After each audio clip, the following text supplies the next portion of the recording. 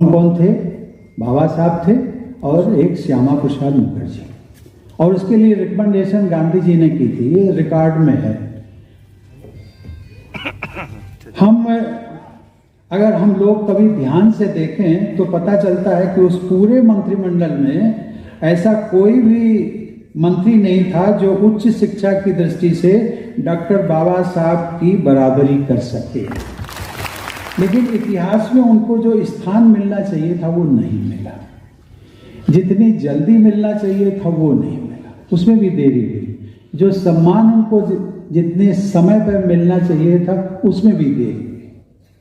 क्या हमें बताया गया कि वे बाबा साहब दलितों के मसीहा थे? हमने कहना शुरू कर दिया दलितों के मसीहा। और क्या था बाबा साहब? संविधान निर्माता, वो भी हमने कहना शुरू कर दिया, फुल स्टॉप लगा दिया, उसके आगे नहीं बढ़े। संविधान निर्माता और दलितों के मसीहा, और जब दलितों के मसीहा की बात करते हैं अर्थात आपने उनकी भूमिका को केवल दलितों तक सीमित कर दिया। और ये जो मैंने उनके गुणों का बखान किया, जो उनकी सहृदयता का किया, उनकी देशभक्ति का किया, इससे क्या जाहिर होता है? क्या वो केवल दलितों के मसीहा थे? नहीं, इस पे हमें सोचना पड़ेगा। उन्होंने तो पूरे देश के लिए काम किया। कोई ऐसा, यदि महिलाओं के उन्होंने प्रॉपर्टी राइट्स के लिए इतना बड़ा त्याग किया, मंत्रिमंडल से इस्तीफा दे दिया, तो क्या महिलाएं, सारी महिलाएं दलित थी क्या? क्या हमने बाबा साहब के प्रति अन्याय नहीं किया? सचमुच में थोड़ी बहुत तो हमारी है ना उनका अन्याय करने में। हम क्यों स्टॉप कर देते हैं जब हम कह देते हैं बाबा साहब दलितों के मसीहा, संविधान निर्माता, बस बात खत्म हो, उसके आगे नहीं बढ़ते। और क्या थे बाबा साहब? हम उन्हें संविधान निर्माता के साथ साथ राष्ट्र निर्माता क्यों नहीं कहते?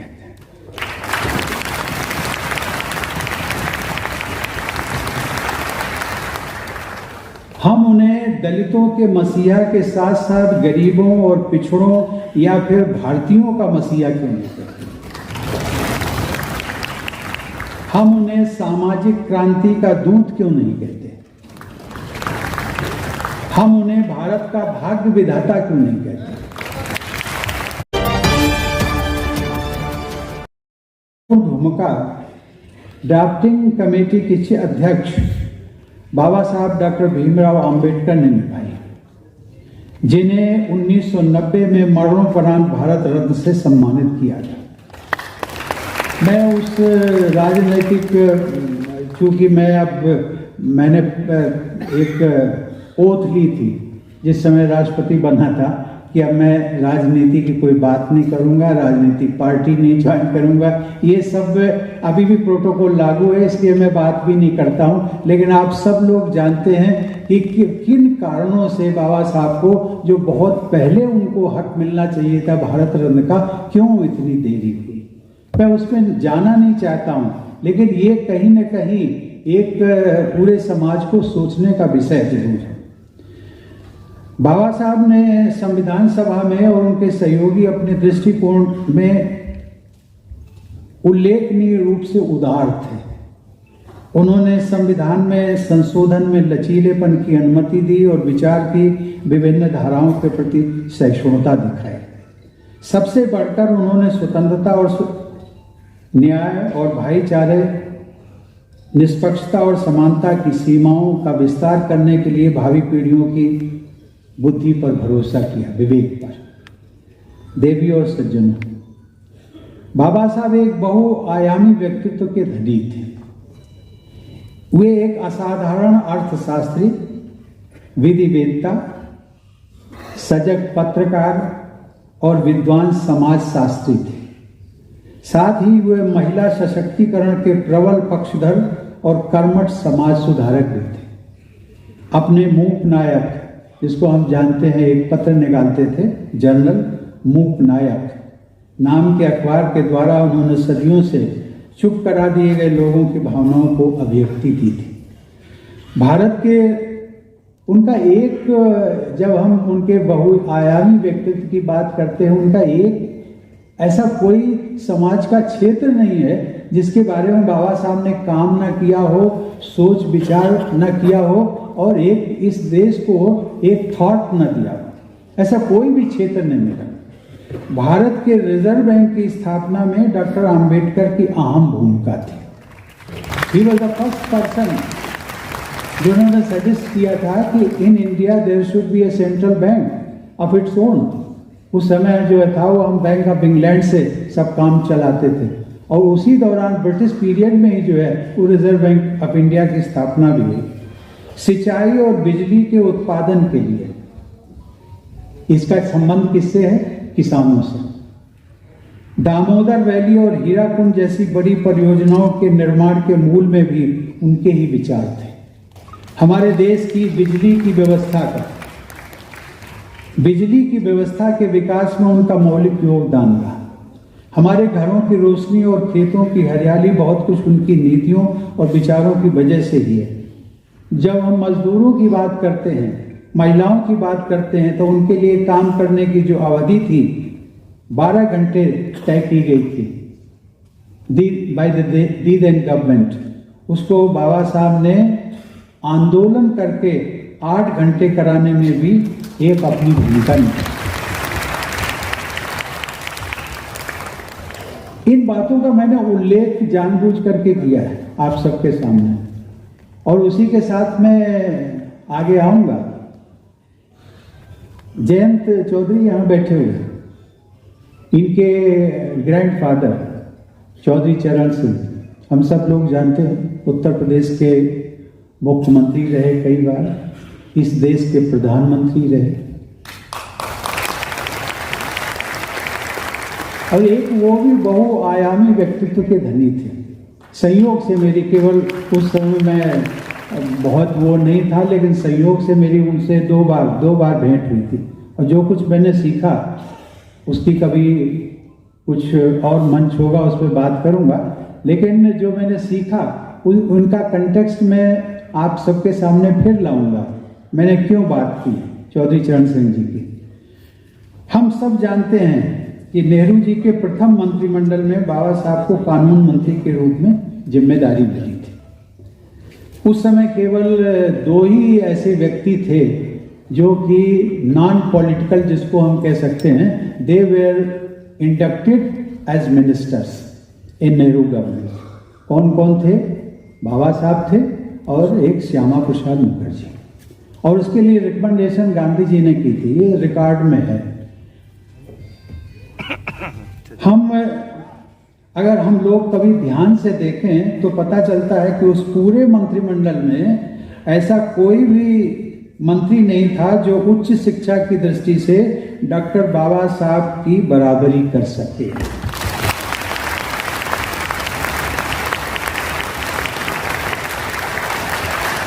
लेकिन बाबा साहब को कभी अपनी उच्च शिक्षा का अहंकार या पद का मोह नहीं रहा।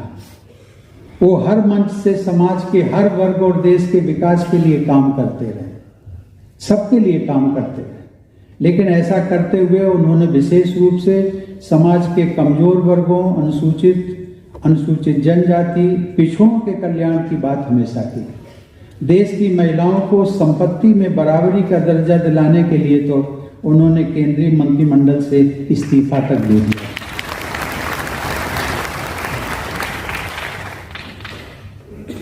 बाबा साहब में भारतीयता और देशभक्ति की भावना कूट कूट कर भरी थी। एक प्रसंग मैं आप सबके साथ साझा करना चाहूंगा।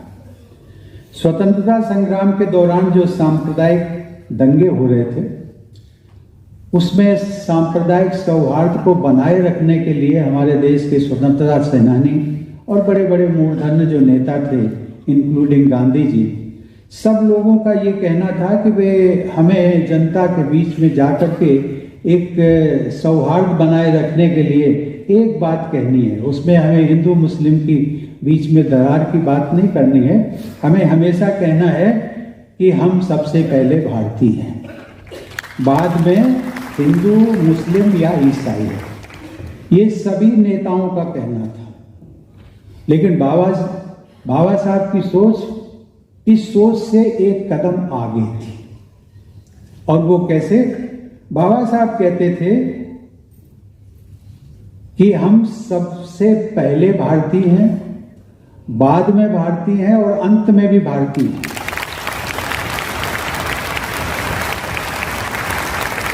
वो कहते थे आप हिंदू मुस्लिम का नाम ही क्यों लेते हैं? जब भारतीयता की बात करते हो आप कहते हो कि हम पहले हम भारतीय हैं, बाद में हिंदू मुसलमान। बाबा साहब कहते थे मत हिंदू मुस्लिम की बात करो, आप ये कहिए पहले हम भारतीय हैं, बाद में भारतीय और अंत में भी भारतीय। देवी और सज्जनों, बाबा साहब हमेशा संवाद के द्वारा, चर्चा के द्वारा लोगों के सामने अपनी बात रखकर सर्वसहमति बनाते थे, क्योंकि बाबा साहब का कहना था कि ये देश अपना है, यहाँ के सब लोग अपने हैं और समाज के कमजोर वर्गों को न्याय दिलाने हेतु जो भी करना है वो सब सदैव अहिंसात्मक तरीकों से ही व्यापक हित में हासिल किया जा सकता है, ताकि समाज में हमेशा सौहार्द का वातावरण बना रहे। देवी और सज्जनों, आप सभी लोग प्रबुद्ध वर्ग की श्रेणी में आते हैं। अभी मैंने बाबा साहब की महानता, उनके सद्गुणों, उनकी सहृदयता, उनके देश प्रेम के बारे में कुछ उदाहरण भी आपके सामने रखे, लेकिन इतिहास में उनको जो स्थान मिलना चाहिए था वो नहीं मिला, जितनी जल्दी मिलना चाहिए था वो नहीं मिला, उसमें भी देरी हुई। जो सम्मान उनको जितने समय पर मिलना चाहिए था उसमें भी देरी हुई। क्या कारण थे उस पर मैं नहीं, वो फिर पॉलिटिकल हो जाएगा, मैं उसका उत्तर भी आप सब लोग जानते हैं।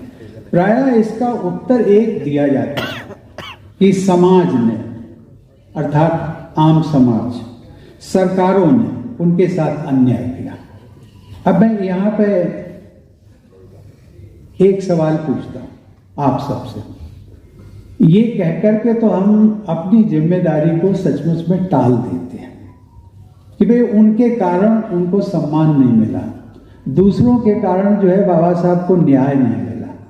ये कहना मुझे लगता है बहुत उचित नहीं है। कुछ समय तक है, कुछ सीमा तक उचित है, लेकिन पूरी तौर पे ये उचित नहीं है। मैं ये कहता हूँ कभी भी हम लोगों ने अपनी भूमिका का आत्म अवलोकन नहीं किया, कभी भी नहीं किया। किया होगा, कुछ लोगों ने किया होगा, लेकिन रिकॉर्ड में नहीं है, इसलिए मैं ये बात कह रहा हूँ। हम लोग क्या करते थे और अभी तक भी करते हैं, हमें बताया गया कि वे बाबा साहब दलितों के मसीहा थे, हमने कहना शुरू कर दिया दलितों के मसीहा। और क्या था बाबा साहब? संविधान निर्माता, वो भी हमने कहना शुरू कर दिया, फुल स्टॉप लगा दिया, उसके आगे नहीं बढ़े। संविधान निर्माता, दलितों के मसीहा। और जब दलितों के मसीहा की बात करते हैं, अर्थात आपने उनकी भूमिका को केवल दलितों तक सीमित कर दिया। और ये जो मैंने उनके गुणों का बखान किया, जो उनकी सहृदयता का किया, उनकी देशभक्ति का किया, इससे क्या जाहिर होता है? क्या वो केवल दलितों के मसीहा थे? नहीं, इस पे हमें सोचना पड़ेगा। उन्होंने तो पूरे देश के लिए काम किया। कोई ऐसा, यदि महिलाओं के उन्होंने प्रॉपर्टी राइट्स के लिए इतना बड़ा त्याग किया, मंत्रिमंडल से इस्तीफा दे दिया, तो क्या महिलाएं, सारी महिलाएं दलित थी क्या? इसमें तो सभी लोग थे। ये सिंचाई और बिजली की परियोजनाओं से संबंधित उन्होंने इनिशिएटिव लिए, तो वो किसके लिए लिए? क्या दलितों के लिए लिए थे? केवल दलितों के लिए नहीं लिए थे, सबके लिए, पूरे देशवासियों के लिए। उन्होंने यदि रिजर्व बैंक की स्थापना की तो किसके लिए किया? केवल दलितों के लिए नहीं, पूरे देश के लिए, पूरे सबके लिए।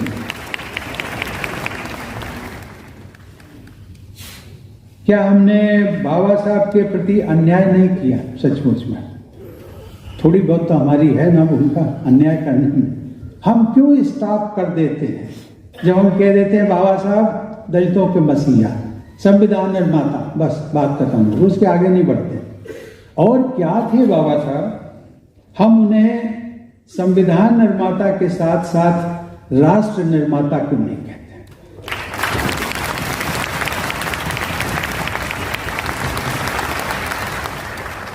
हम उन्हें दलितों के मसीहा के साथ साथ गरीबों और पिछड़ों या फिर भारतीयों का मसीहा क्यों नहीं कहते? हम उन्हें सामाजिक क्रांति का दूत क्यों नहीं कहते?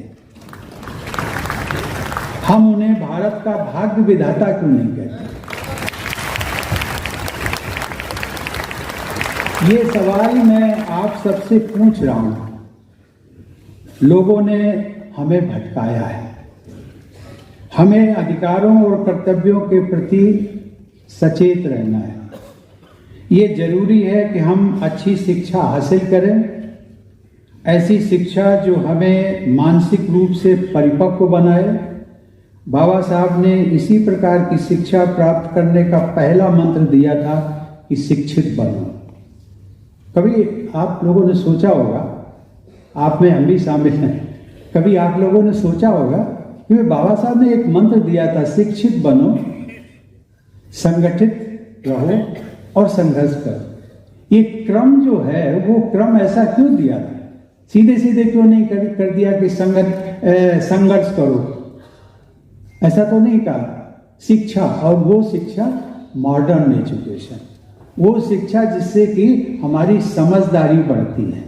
ऐसी शिक्षा नहीं कि हम BA, LLB, PhD सब कुछ हो गए, लेकिन सही मायने में जो हमारा विवेक का, जो बुद्धि का विकास होना चाहिए था वो नहीं हुआ। हम अपने भले और बुरे के बारे में यदि नहीं सोच सकते हैं, समाज के बारे में नहीं सोच सकते हैं, देश के बारे में नहीं सोच सकते हैं, तो ऐसी शिक्षा किसी काम की नहीं होती।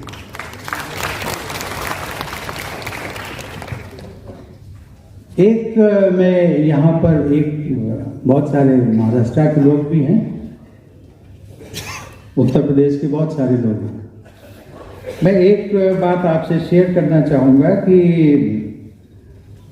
मेरी बहुत एक इच्छा थी कि बाबा साहब का जो पैतृक गांव है अंबावड़े, रत्नागिरी जिले में, वहाँ जाएं। जाने के लिए पहले भी जा सकते थे, बाद में, लेकिन मैंने ये तय किया था कि राष्ट्रपति रहते हुए मैं उनके पैतृक गांव जाऊंगा। और सचमुच में वो मुझे सौभाग्य मिला जब मैं उनके गांव में गया। ये रत्नागिरी जिले में मुंबई और गोवा हाईवे पर स्थित है। ठीक हाईवे से एक 4-5 किलोमीटर के साइड में है। मैंने इसका जिक्र जानबूझ करके किया है। मैं चाहूंगा कि सही मायने में वो तीर्थ स्थल है। आप लोग जाते हैं, गोवा जाते हैं, मुंबई जाते हैं, परिवार के सहित जाते हैं। मुझे लगता है एक बार यदि आप तय कर लेंगे कि वे मुंबई जाना है, गोवा जाना है, तो इस स्थल पर भी बाबा साहब की जो पैतृक गांव है उस पर भी हम जाएंगे और देखेंगे कि वाकई में क्या बाबा साहब ने क्या दुख तकलीफ कितनी सही है और क्या उनकी जीवन की जो दिनचर्या थी उसका हम एक अनुभव कर सकते हैं। देवी और सज्जनों, अद्भुत प्रतिभा, मानवता के प्रति करुणा और अहिंसा पर आधारित उनकी जीवन यात्रा व उपलब्धियों को देश से लेकर विश्व समुदाय तक ने मान्यता दी है। 2015 में डॉक्टर अंबेडकर की 125वीं जन्म जयंती के उपलक्ष्य में 26 नवंबर को अधिकृत रूप से भारत सरकार ने संविधान दिवस के रूप में मनाने का फैसला किया। इसका श्रेय प्रधानमंत्री नरेंद्र मोदी को जाता है। सन 2016 में 100 से भी अधिक देशों के प्रतिनिधियों ने संयुक्त राष्ट्र संघ में अर्थात यूनाइटेड जनरल असेंबली में आयोजित बाबा साहब की 125वीं जन्म जयंती समारोह में भागीदारी करते हुए मानवता के समग्र विकास में उनके बहुमूल्य योगदान को सराहा। अब अक्टूबर में अमेरिका यात्रा पर गया था। संयोग से यात्रा के दौरान मुझे कैलिफोर्निया विश्वविद्यालय, जहां पर बाबा साहब ने अपनी शिक्षा हासिल की थी, वहां जाकर उनकी प्रतिमा पर पुष्पांजलि अर्पित करने का भी सौभाग्य मिला। और आप लोग भी जाइएगा कभी। इन दो बातों का मैं जानबूझ करके उल्लेख किया, उनके पैतृक गांव, और यदि अमेरिका जाने का कभी किसी को मौका मिले तो एक बना लीजिए, न्यूयॉर्क का ही एक हिस्सा है, कैलिफोर्निया भी, वहाँ एक विश्वविद्यालय है, उसमें जाइएगा, बाबा साहब के चरणों में पुष्पांजलि जरूर अर्पित करिए। देवी और सज्जनों, हमारा संविधान बाबा साहब के नेतृत्व में लिखा गया आधुनिक भारत का एक पवित्र ग्रंथ। पवित्र ग्रंथ सही माने में, मैं जब बिहार का राज्यपाल था तो मैं कहता था इसको संविधान के स्थान पर मैं कहता था मर्यादा ग्रंथ। मर्यादा ग्रंथ इसलिए क्योंकि उन्होंने जुडिशरी हो, एग्जीक्यूटिव हो, लेजिस्लेचर हो, उन सबको अपनी अपनी मर्यादा में रहने की बात की गई है। उसमें उनके लिए एक मार्गदर्शन दिया गया है इस संविधान में, इसलिए ये सही माने में मर्यादा ग्रंथ ही है।